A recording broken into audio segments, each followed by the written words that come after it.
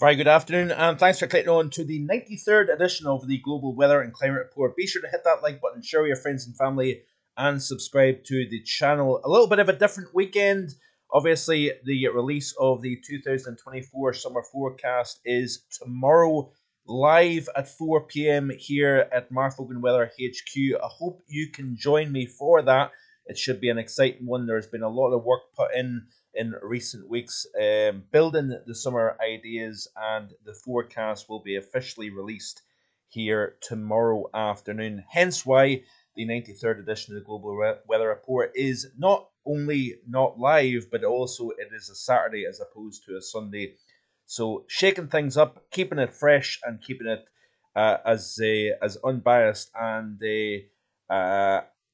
basically as good as it possibly can be. There is a lot of hard work going on in the background here to keep this channel going, and without your support, it cannot happen. So I do greatly appreciate. Hit that like button, and obviously share the channel with as many folks as you possibly can. And if you haven't already done so, hit that subscribe button. So there is a link in the description below today's video for tomorrow's live stream, and I will say no more than that.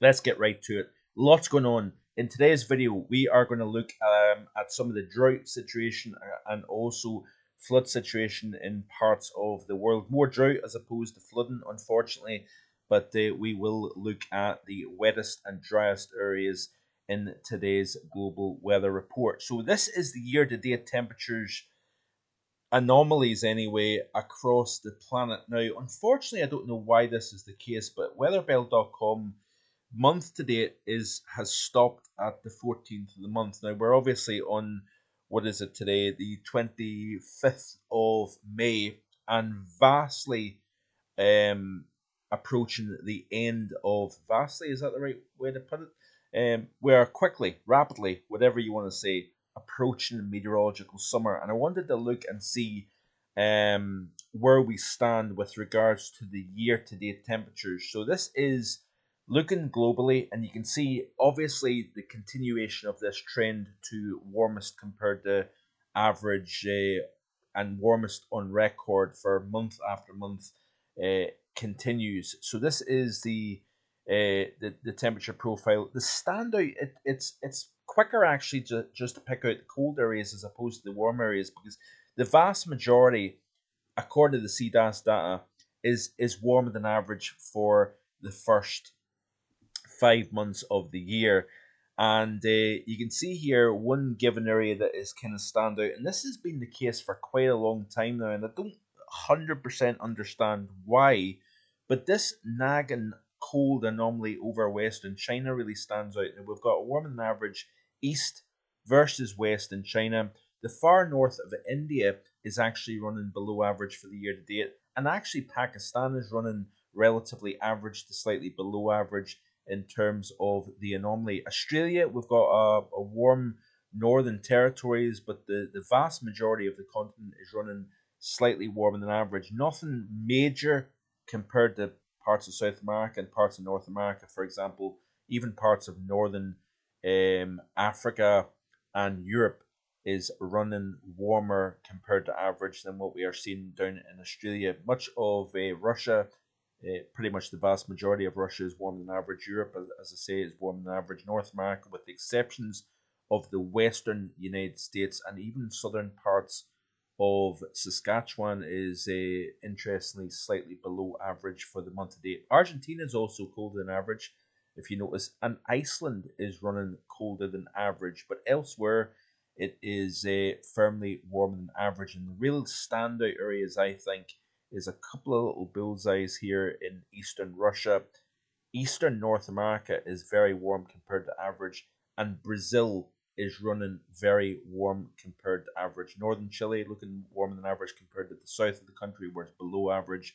Let's look at Europe specifically, and you can see here, no surprise, it's firmly warm than average, with a few averages notice here across northern Norway, the heart of Sweden, and the central and southern portions of Finland is running around about average.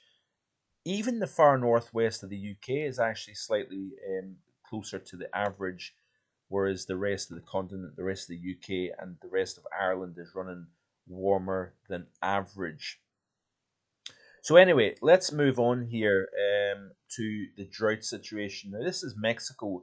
Central America is experiencing one of, if not the worst drought in recorded history in this part of the world. Animals are dying, people are struggling. There's many towns in Mexico, Belize, Honduras, Nicaragua that has literally run out of water, and we're seeing with this drought, um, much stronger than average high pressure. I'll try and look at that if I can remember. The persistent warmer, stronger than average high that is feeding back. Basically, the land is baked dry. We've got some areas that have turned essentially into desert, and what that's doing is that is having a feedback to the atmosphere and creating this loop, so to speak, of a lack of clouds, powerful area of high pressure, and heat continues to feed off this dry and drought baked landscape.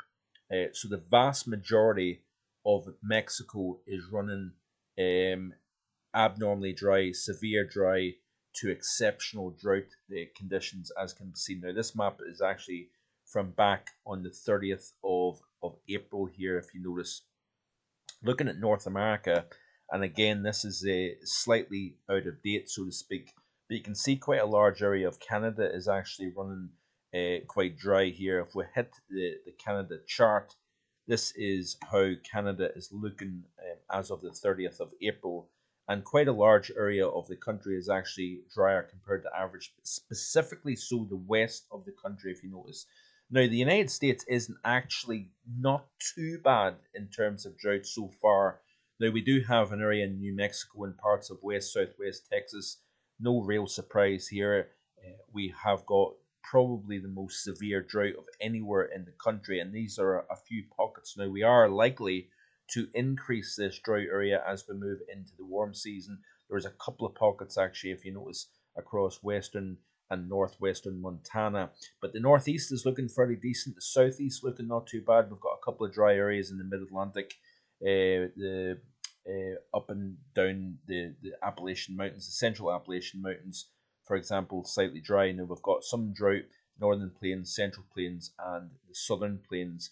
The west also not looking too bad. Notice here California and Nevada, largely drought free, which is good as we enter the warm season, so that is good to see here. But generally speaking, we do have areas that are in a really serious situation, and specifically so the Latin America, Central America, is very, very dry here. Now we've got parts of South America, for example, the majority of the Amazon basin, the majority of Brazil is in severe drought situation. We're seeing water levels dropping also. But down across the far south of Brazil, we've yet again got that Porto Alegre area of far southern Brazil that is seeing yet more flooding. So we've got the extremes here. Far southern Brazil continues to see flooding rainfall. Further north, we've got wildfires, we've got drought, we've got record-breaking heat to contend with. I wanted to also point this one out. This is a drought monitor for Australia, and I wanted to point out the flip around from very, very dry conditions. Now, this was back in October of 2023. This was when the El Nino was becoming rather strong last year, and we had quite a significant drought situation ongoing across Australia during the month of October last year. Now, look at the difference. Now, as we skip month by month, you can see the fluctuations. October, it was very, very dry. Then we've seen a flip over to rather wet conditions, especially across north central Australia. Then the fluctuation continues to go back and forth. This was January of 2024. February, March was looking rather wet across the majority of the continent. If you notice here, this is April, and this is the latest. Data coming out of this particular source, which happens to be the Northern Australia Climate Programme. Couldn't think of the source there, But Australia's looking not too bad. It's looking wet now. As we progress towards the La Nina, we are likely to see this taking place. We are likely to see more enhanced convection over this region of the planet. So therefore, we would expect to see flooding actually becoming more of a situation as we move towards the the upcoming summer here, and obviously the winter down under. So I thought I would show you the situation with regards to the Australian drought and lack thereof. Europe, this is the first 10 days of May, and it's actually looking like we've got a fairly decent soil moisture content. The drought situation is really primarily focused across the Mediterranean basin and southeastern Europe. Now, we do have abnormally dry but not concerning conditions across the far north of Scandinavia, far northern Europe. We've also got abnormally dry conditions, believe it or not, in parts of northwestern and western Scotland, which is quite interesting. Now, remember, this has been an exceptionally wet period, and we'll look at that in just a second. We've had more flooding rain, we've had more record breaking rain, if you will, across parts of northern England, parts of Wales, Northern Ireland in recent days, but yet we actually have abnormally dry conditions up the western side of Scotland. Western Iceland is also running drier than average, but look at France, essentially in very, very good state. Indeed, we've had a lot of rain over winter, over the spring season, over last autumn as well, and that means that France is doing very, very well. The Low Countries of Belgium and the Netherlands is doing well, Germany is doing well, and then it's once you start getting into Eastern Europe, there's a wee bit of a contrast going on here. Anywhere from southern Scandinavia into the Baltic region, into Germany and Poland, there's a mixture here in Poland of dry versus average conditions, and then it's once you get into the southeast of Europe, we've got the drier than average conditions showing up. So just real quick, the map displays persistent dry conditions in southern Europe in early May with severe, persistent and critical conditions in the southern Mediterranean region. Now this, folks, is where I think the heat is going to go this upcoming summer season. We will obviously look at that in a lot more detail tomorrow's live stream. Southeastern Europe is experiencing variable drought conditions. Scandinavia is seeing scattered drought spots with no significant impact. There are almost no signs of drought in the rest of Europe. The combined drought indicator, now this is important because we're entering the naturally driest part of the year, anywhere from the UK and Ireland and through especially central and southern Europe. This is the time of the year where you see little, if any, rainfall. And that's why it's important to look at this situation to see where we're at with regards to water and availability of water. The combined drought indicator in early May indicated that eastern Spain and most of southern and central eastern Italy, Malta, most of Romania, most of Greece, the northern Balkans, Western Cyprus and the Mediterranean islands and most of Turkey were in warning conditions. And as I've said already, I believe anyway, and the jury's still very much out on this kind of scenario, whether we can see enhanced higher pressure when you've got abnormally dry conditions. So in other words, the feedback between dry ground and higher pressure, wetter ground, lower pressure, that is going to be the big question, and that is something that I'm looking at quite in quite a bit of detail in recent times and going forward. Now, like I said, we had another significant rain event back several days ago. This is a tweet here by the Met Office. We've seen some large rainfall totals over the past couple of days, with over a month's worth of rain falling within 48 hours. Carlisle, for example, has seen over a month's worth of rain within a 48-hour period with 88 millimeters of rain. Honister Pass takes the prize as the biggest rainfall total, 122 millimeters of rain. Keswick and Cumbria 93, and then in North Yorkshire 78, Capel Curig and the Greater Manchester area seeing 71 and 63 millimeters respectively. Now, also, I wanted to point this out here. This is a tweet here by Dave Throp. I believe he's a ex Environment Agency worker, and he put this tweet out to say that this is the wettest start to the year on record since 1931 for England and Wales, which is quite interesting. And incidentally, if you want to know, this is this CANSIP's total accumulated precipitation forecast for the month of June, which shows wetter than average conditions for the UK, Ireland, and much of the heart of Europe, actually. So therefore, as we progress through, if this is to be believed anyway, the first month of meteorological summer is looking like it will continue with this healthy soil moisture content over the heart of Central and Western Europe, if this is to be believed. So I thought that was quite interesting to look at here. I also want to show you another couple of things here. I came across this website not that long ago, and I'm trying to see here if I can find more information with regards to the South American drought here. I'm trying to pick out as many charts as possible with regards to looking at the global picture when it comes to drought. Central America, Latin America is certainly in very, very poor state at the moment, with the animals and even people dying, towns running out of water, etc., etc.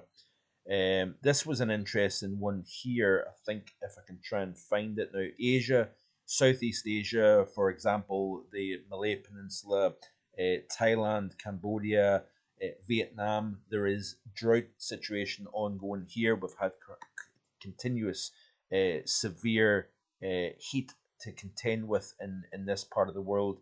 Let me just try and see if I can pick out the African chart here, because this was quite interesting to see if I can find it. I tried to find an actual global view, but I couldn't actually get that.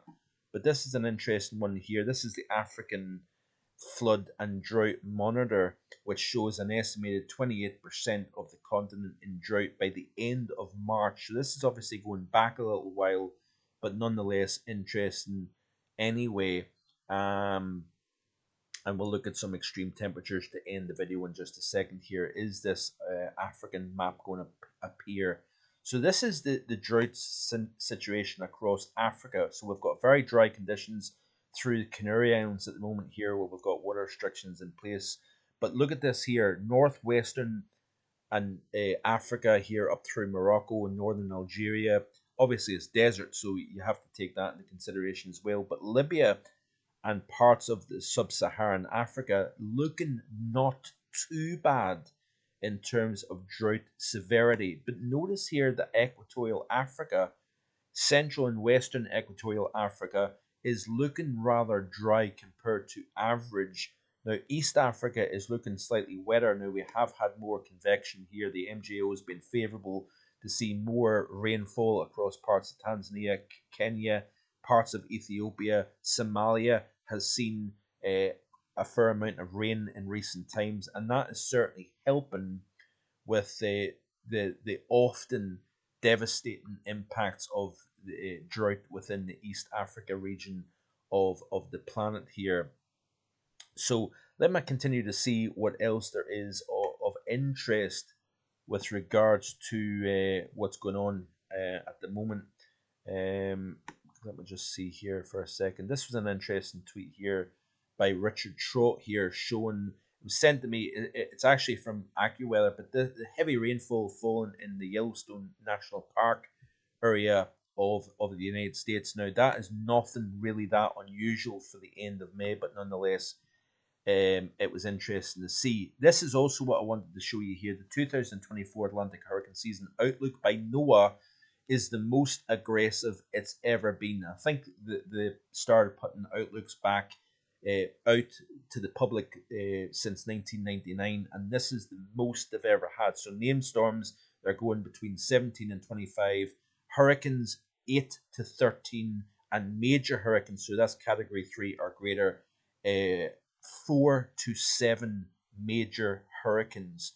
Now, it's already been talked about here in the channel. I've already released my 2024 Atlantic Hurricane Season forecast, going for a big number as well. If you can check that out, the link is in the description below. And I do have a specific video on the tropical section of the channel, which looks at the reasons why this is likely to be a big season. But certainly, NOAA is going for the most aggressive forecast it's ever put out for the upcoming Atlantic hurricane season. So very significant stuff indeed. This is a tweet by Sean Batty in relation to that heavy rainfall event was seen a few days ago in Pennycook in Midlothian. It started raining around 1 p.m. on Wednesday, and since then we've seen a whopping 95 millimeters of rain. That's just over 6 weeks worth of rain here in 25 hours. Looks like Midlothian is now the wettest place in Scotland since the rain began. So that was that low that moved out of the low countries across the North Sea and brought a deluge on Wednesday and into Thursday across the UK. So an interesting tweet by Sean Barry, based at STV. Now this is the situation in Porto Alegre. This is the Rio Grande do Sul region of southern Brazil. Yet more misery for the people of Rio Grande do Sul. So remember, obviously, it wasn't that long ago that I showed you videos of the flooding, the airport underwater, planes sitting in floodwaters, etc., etc. Yet more significant rainfall in this region of far southern Brazil, given the fact that the majority of the country is in severe drought. This is also an interesting tweet here by BBC Scotland Weather, showing that drivers were stuck for hours due to floodwaters in the Edinburgh area. So the Scottish capital seeing some very significant flooding. This is an image here. It looks like the Edinburgh City bypass. So chaotic conditions in the Scottish capital back at the end of last week. I believe the highest recorded rainfall over a 36-hour period, according to this article, was 111 millimeters of rain at the SEPA site at Bush near Pennycook. So obviously very significant things going on indeed. And this is just a continuation of the major rainfall that we've seen so far this year and the tail end of last year. Significant digging out going on in the highest elevations of the Alps. We continue to see major depths of snow in the highest elevations, and crews are working very, very hard to try and clear that. Interesting here. This is from yesterday afternoon. Hottest conditions of the year so far. Parts of southern and central Finland. Now, this incidentally is the first 14 days of the month here, where it's been a rather chilly May so far, but we're seeing temperatures as high as 27 in central Finland and upwards of 27 Celsius all the way up towards Arctic northwestern Russia. So I thought that was an interesting tweet to put out. Finally, let's have a look and see what extremes are going on. This is Thierry Goose's tweets from back on the 15th of May. 41.1 Celsius. Now, remember, we're talking about the drought in Central America, Belize, Honduras, Nicaragua, Mexico, seeing very serious situation indeed. A new monthly May record was achieved at the Cha Creek in Belize. Previous record was beaten by 0.1 degrees Celsius, and this is the worst heat wave ever in Central America. That was before the current one. So 1998 was the worst heat wave in Central America on record before the current situation. Now, also, we're seeing temperatures as high as 43 degrees. An all-time Guatemalan record was achieved, and we also had 10 consecutive days above 41 degrees Celsius in parts of Guatemala. Very, very brutal conditions indeed. We've also had the hottest temperatures so early in the season, parts of China, 44 degrees Celsius, for example. We're also seeing new all-time records surpassed in the country from the previous tweet that I just showed you. 43.8 degrees Celsius was achieved. Now, like I said, the feedback mechanism of drought versus stronger than average high pressure. Belize, 42.3 Celsius, a new May national record, and also an all-time record achieved in several parts of this part of the world here. Guatemala, 44.8, so surpassing other previous records As you can see, 44.6, like I said, in China, a new national record for so early in the season. As I said a few days ago, wettest spring in 70 years for the Piedmont area of Italy. British Columbia seeing some very warm conditions. Extreme heat in northern Africa. High temperatures as high as 47.1 degrees Celsius. Some pretty hot conditions across parts of Ontario in recent times. Very devastating tornadoes we're seeing in recent times across parts of the United States. I'm sorry that I'm kind of skipping over that. I do apologize. We're also seeing the hottest conditions in Rajasthan of the year so far. 48 degrees Celsius was a maximum temperature in parts of northern India, northwestern India, which we are obviously at the meteorological hottest time of the year. Let's go back to that tweet with regards to the devastation seen in Greenfield, Iowa. You can see here very, very, very sad situation here. Just villages and towns obliterated by these tornadoes. I don't know what strength, but it looks as if that's an F3, if not EF4 strength tornado. Let me continue to see here. Like I said, plenty of heat across parts of Ontario and Quebec, Canada. 32.6 was achieved. And we, I believe, seen the first 50 Celsius achieved so far in Southeast Asia. This is obviously the pre-monsoon heat that we're talking about. We're talking about it every year. Pakistan, Jacobabad, this May 23rd, first 50 of the season, 48.4 in Barmer, Rajasthan, India. So, but this is only the beginning. This is the words of Terry Goose. Many records are expected to fall this upcoming weekend. So we're likely to see temperatures exceed 50 Celsius in parts of northwest India and Pakistan over the course of this weekend. And finally, still very cold, Patagonia with temperatures as low as -12 in El Calafate this morning, only 0.4 Celsius from a monthly record. This is the lowest temperature of the year so far in Argentina. So, lots going on, and I think I've covered quite a lot. Let me know in the comment section below what you think of today's content here. I hope you're enjoying these global weather and climate reports. Obviously, it's normally a live stream, but the summer forecast takes over tomorrow. So do check that out. I hope that you can be available for that. If you happen to miss the video because you can't, you're unavailable, you can always look back on what was said in that live stream tomorrow at another time. But plenty going on. Weather Talk edition 3 was released last Saturday. That was my in-depth conversation with Aidan McGivern of the Met Office.